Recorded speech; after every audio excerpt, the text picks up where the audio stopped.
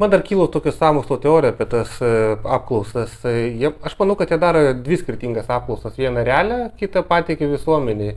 Ir kas gali paneigti, kaip sako patriarchas, kad pamatė, rezultatas pernelyg didelis, reikia biškį išjungti iš eterio Eduardą Vaitkų, tiesiog per daug, kad nekiltų pagundų. Iš jų pusės žiūrint, kai apie teisę net nekalbam, apie teisę, teisingumą, demokratiją net nekalbam. Čia kalba yra apie interesai ir vietiniai šuniukai žino kryptį ir žino, kas yra šeimininkas. Jo. Ir aš atėjęs su savo sąrašu ir su savo vizija, jiems totaliai stoviu gerklėje.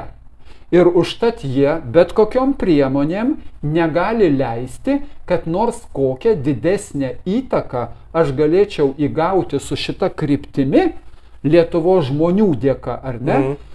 Ir politiniam gyvenime, kad tai galėtų kažkaip realizuotis. Bet jie patys pripažino, kad jie nežino, ką daryti su pusę milijono Lietuvos gyventojų, kurie masto kitaip ir kurie nenori būti vergais. Jų vergais, jų sistemos vergais.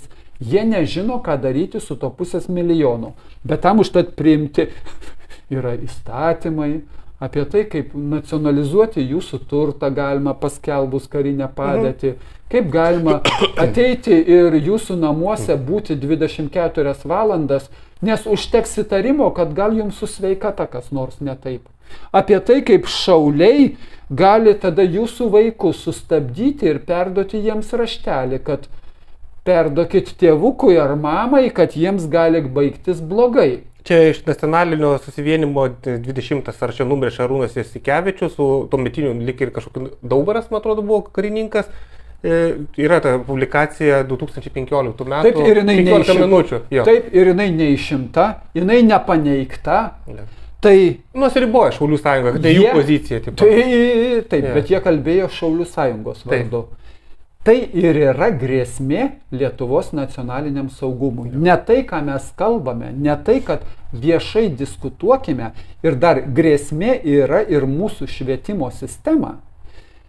Ta informacijos pateikimo sistema, tai apie tai jau seniai irgi kalbu. Taip. Informacinėje sistemoje, jeigu mes turim melą ir nesugebam, o žmonės natūralu, kad nesugeba atskirti, kai tau 10 metų tokį patį melą pila, tik tai su įvairiais atspalviais, tai tu negali atskirti, kurioje vietoje yra teisybė, tai yra natūralu.